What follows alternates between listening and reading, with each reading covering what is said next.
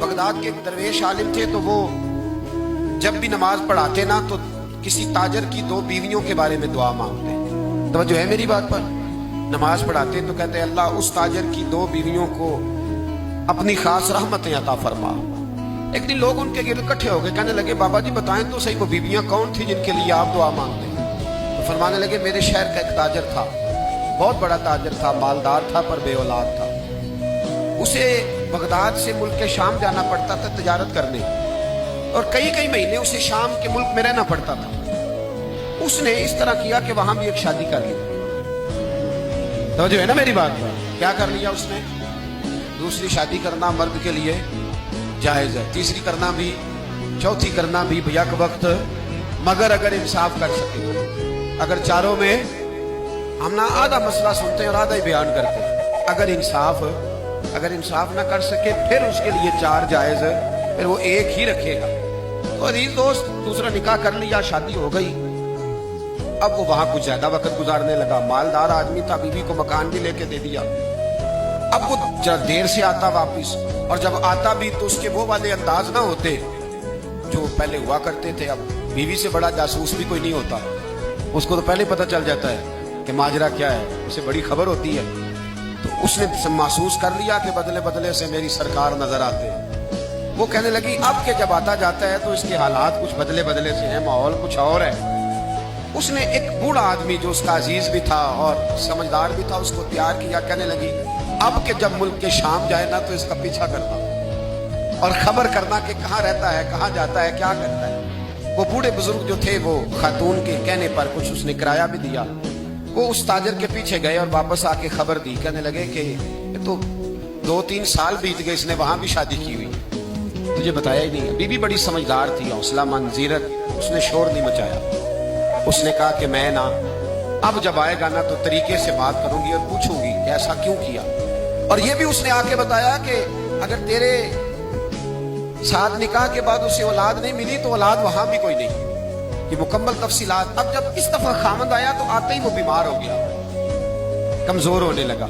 अब खातून ने मुनासिब नहीं समझा कि आते ही धड़ाम से मैं उसके सर पर ये फोड़ दूं कि तूने निकाह किया हुआ है और मुझे बताया नहीं। वो तरह तसल्ली में रही, कुछ वो बीमार था, हौसला रखा, खिदमत करती रही। कुछ दिन गुजरे तो वो ताजर इंतकाल कर गया, फौत हो गया। अब राज खुल न सका, इद्दत गुजारी, और जब सारा माल जमा किया ना तो अशरफियों की बोरियां भर गई।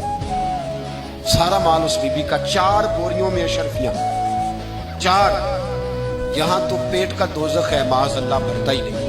हल मिन मजीद, हल मिन मजीद। वो जो कहते थे ना कि बस बाहर चला जाऊं और बाहर मैं कुछ थोड़े से पैसे कमा के 2-3 साल में लौट आऊंगा, फिर यहाँ आके कोई कारोबार करूंगा।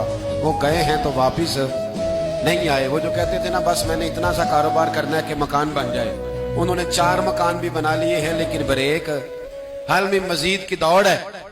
अब 4 बोरियां उस औरत ने छुपाए रखी। कोई बंदा नहीं जानता बगदाद में कि मुल्क के शाम में ताजर की दूसरी बीवी भी है। जब वो फारिग हुई तो उसने उस बूढ़े जासूस को फिर बुलाया और 2 बोरियां ऊंट पे रखी, खुद भी साथ बैठी और मुल्क के शाम गई। अल्लाह अकबर। वो बुजुर्ग कहते हैं मैं ऐसे ही नहीं दुआ करता। उसको जाके कहने लगी मैं अकेली वारिस नहीं हूं, आधे की वारिस तू भी है।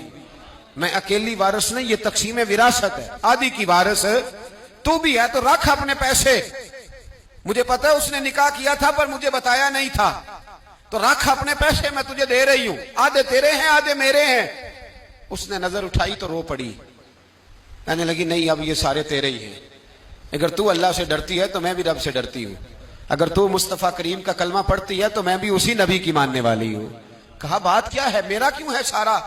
तो वो खातून कहने लगी वो 2 साल 3 साल से मेरे साथ निकाह था और उसने बताया था मुझे कि मेरी बीवी भी है, और मैं गरीब थी तो मेरे वालिदैन को भी बताया था कि मेरी दूसरी शादी है। ये मकान उसने मुझे लेके दिया था, मेरे तमाम अखराजात वो पूरे करता था, नानो नफका का ख्याल रखता था। लेकिन अब के जब वो आया तो वो बीमार था। उसने मुझे बताया कि मुझे तबीब ने बताया है कि मैं शदीद बीमार हूं, शायद बच ना सकूं। तो कहने लगी वो मुझे कई लाख रुपए भी दे गया और जाते दफा मुझे तलाक भी दे गया, फारिग कर गया। कहने लगा तू जहां चाहे मेरे बाद निकाह कर सकती है। और कहने लगा मैं चाहता था पहली बीवी को बता दूं, मौका नहीं बना, اور اس کا دل نہ ٹوٹے بتا نہیں پایا، لہذا وہ مجھے ڈھیر سارے پیسے دے چکا ہے، سارا میرا حصہ مجھے پہلے سے دے چکا ہے میری بہن، اب یہ 4 بوریوں میں سے 2 میری نہیں بلکہ 4 کی 4 ہی تیری ہے، تو ہی اس کی حقدار ہے۔ تو بزرگ کہتے ہیں مجھے بتاؤ جن کے اندر اس قسم کے تقوی کی جھلک ہو ان کے لیے ہر نماز کے بعد دعا مانگنی چاہیے کہ نہیں مانگنی چاہیے؟